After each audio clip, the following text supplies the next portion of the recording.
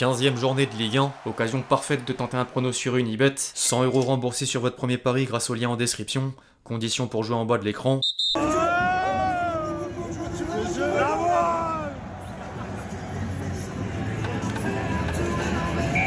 L'équipe, j'espère que vous allez bien. Aujourd'hui, nouveau 5. Au programme du jour, sans surprise, un bilan de la semaine des clubs français sur la scène européenne, plus celui du classement de la phase de ligue tout court. Une séquence sur Mbappé, dont un volet sportif puis extra sportif. Une transition vers le PSG, entre la suite du litige à propos des salaires impayés. Une information sur le mercato parisien et la fuite du maillot domicile 2025-2026. Le tirage au sort des éliminatoires pour la prochaine Coupe du Monde. Avant de conclure en images par la compile de buts traditionnelle. Plus de détails comme d'habitude dans la suite de cette vidéo. Les amis, avant d'entrer dans le vif du sujet, vous savez ce que je vais dire. Le service habituel que je vous demande, celui de lâcher votre plus beau like, toujours gratuit, rapide et important pour le référencement. Merci à tous ceux qui le feront, vous êtes les boss.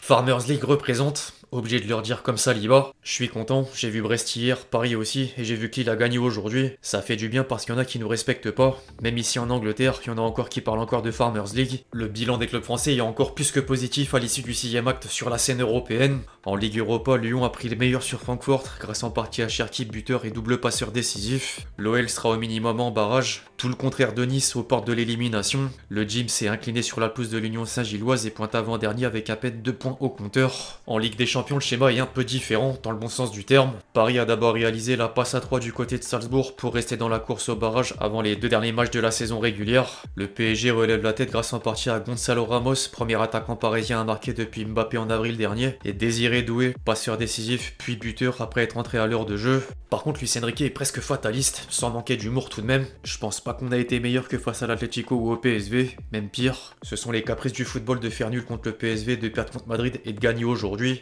Nous n'avons pas le moindre point qu'on mérite. J'accepte qu'il y ait une marge de progression nécessaire. C'est important de marquer ce soir car pour un but tu peux être éliminé de la compétition. Faut y aller match par match. Il y a City maintenant, une toute petite équipe.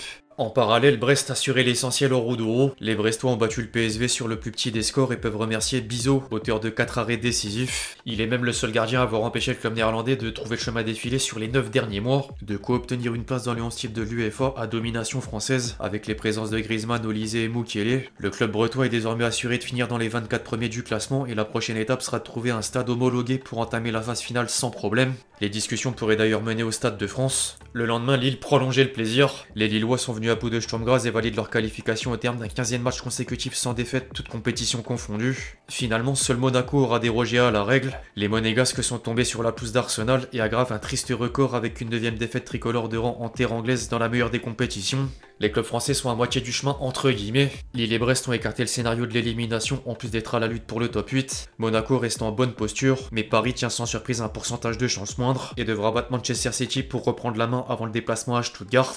Bonne nouvelle, le champion d'Angleterre vit une période difficile. Les Citizens sont revenus bredouilles de Turin et ne comptent qu'une victoire pour 6 défaites sur leurs 10 derniers matchs. Guardiola semble toujours plus dépassé par les événements. Nous manquons la dernière passe, la dernière action et nous encaissons peu de buts. Je suis très fier de ces joueurs, ils ont tout donné, ils ont essayé. Nous jouons très bien. Nous n'avons pas perdu beaucoup de ballons et nous nous sommes créés des occasions. Contre les équipes italiennes, elles défendent en profondeur et sont si compactes qu'elles sont maîtres de ces situations. Nous avons 2 matchs, nous avons besoin d'une victoire. Les matchs contre Feyenoord et l'Inter nous ont posé des problèmes. Ça nous aidera pour apprécier ce qu'on fait et ce que nous allons faire à l'avenir. Rendez-vous en janvier prochain pour le choc et des pétrodollars et du maintien. Bizarre à dire, mais véridique. Derrière, certains cadres européens sont d'ores et déjà éliminés, dont Leipzig, Slovan Bratislava et Young Boys de Berne, tous en 0 pointé. En parallèle, d'autres résultats valaient le détour. 2-3 Dortmund-Barça, 1-5 Shakhtar-Bayern, 1-0 Leverkusen-Inter ou encore 2-3 Atalanta-Real Madrid. Mbappé ressortait d'ailleurs du match sur un goût amer. La star tricolore a permis au Real Madrid d'ouvrir le score par un super enchaînement, en plus d'atteindre la barre des 50 buts en Ligue des Champions, avant de sortir sur blessure 20 minutes plus tard à cause d'une gêne au niveau des ischios. Hier, le club merengue a balancé un communiqué pour expliquer que le kick se retrouvera les terrains dans environ 10 jours. La durée d'absence est heureusement assez courte, mais les passages successifs à l'infirmerie de la Maison Blanche commencent à irriter en interne. Les médias espagnols rapportent que Florentino Pérez et Foudrage non pas contre le joueur qui n'a logiquement rien à se reprocher, mais contre le staff madrilène. Le président du Real Madrid en a marre de voir autant de blessures musculaires et exige des solutions immédiates pour stopper l'hémorragie. En dehors du sportif, sinon l'entretien d'Enclic sur Canal+ continue d'amener des réactions, à commencer par celle de Philippe Diallo. On a un prochain rassemblement en mars 2025. Il est nécessaire qu'il y ait un nouvel échange entre lui et Didier pour qu'ils ajustent son rôle. Être capitaine de l'équipe de France, c'est un honneur. Il faut pas que ça devienne une question. Il faut qu'à travers le dialogue entre le sélectionneur et Kylian, il y ait des ajustements et si besoin, je viendrai avec eux compléter leurs échanges. En parallèle, le kick ça a pris une bonne et une mauvaise nouvelle sur deux affaires extra-sportives. La bonne concerne l'excursion en Suède près de 2 mois en arrière. La justice suédoise a annoncé que la procédure menée pour des accusations de viol à Stockholm contre le français est abandonnée faute de preuves. Le média suédois à l'origine du scoop de la plainte lui aura donné une image loin de la réalité, mais rien que balancer l'information fait que de simples soupçons le poursuivront encore longtemps malgré tout. La mauvaise est d'une autre part liée au Paris Saint-Germain. La commission de discipline de la LFP a conclu l'irrecevabilité de la saisine formée par Mbappé après la demande du club parisien d'annuler les 2 décisions rendues dans l'histoire des salaires et primes impayées. Du coup, maintenant, le clan du joueur devrait poursuivre le litige devant le conseil des prud'hommes, même si le PSG espère une autre issue. Nous sommes très satisfaits que la commission de discipline ait décidé de ne pas sanctionner le Paris Saint-Germain comme le demandait le joueur. En déclarant sa demande irrecevable, la commission de discipline met un terme à cette séquence qui n'a que trop duré. Si le joueur persiste malheureusement à ne pas respecter ses engagements et à poursuivre ce litige devant le conseil des prud'hommes de façon incompréhensible et dommageable pour lui-même et pour le football français, le club se tient prêt à exposer pleinement la situation devant le tribunal compétent. En droit et en fait, le joueur a pris des engagements publics et privés clairs et répétés que le club demande simplement qu'il honore, après avoir bénéficié d'avantages sans précédent de la part du club pendant 7 ans à Paris. En parlant du PSG, impossible de passer une semaine sans une information inédite. Le meilleur coach au monde, il va rester le coach. Avec nous, on va construire un projet pour longtemps avec lui, il le sait. J'ai confiance de ce coach, vraiment c'est très bon coach, le meilleur coach au monde. Bon, aucun changement par rapport à l'avenir de Luis Enrique,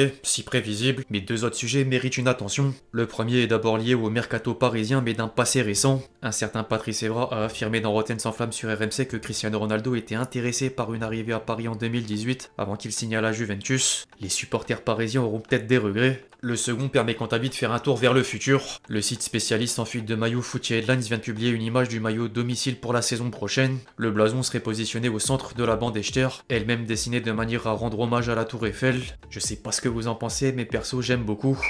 L'équipe de France sait à quoi s'attendre pour les matchs de qualification à la Coupe du Monde 2026. La FIFA a effectué le tirage au sort des éliminatoires et si les Bleus battent la Croatie en quart de finale de Ligue des Nations, ils feront partie du groupe D avec l'Ukraine, l'Islande et l'Azerbaïdjan. Par contre, en cas de défaite, ils seront dans le groupe L avec la République tchèque, le Monténégro, les îles Féroé et Gibraltar. Limite, perdre le match sera plus bénéfique que de le gagner. Mercredi, l'instance faisait une autre annonce importante. Le Mondial 2030 est attribué au trio Espagne-Portugal-Maroc, mais pour fêter le centenaire de la compétition, les 3 rencontres inaugurales auront lieu en Uruguay, en Argentine et au Paraguay. 3 continents, beau message pour l'écologie. Celui de 2034 sera quant à lui organisé par l'Arabie Saoudite. Puis personne n'est dupe sur les raisons du choix saoudien, comme pour le Qatar en 2022.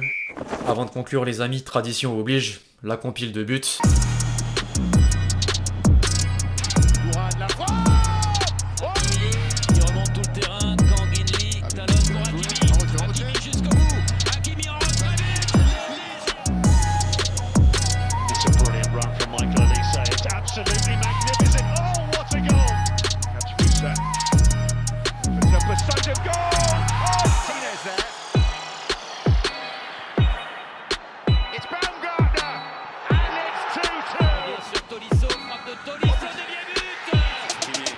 Il a soutien aussi de Julian Alvarez enroulé, c'est magnifique. Aquí va River, juega preparada para Fiori,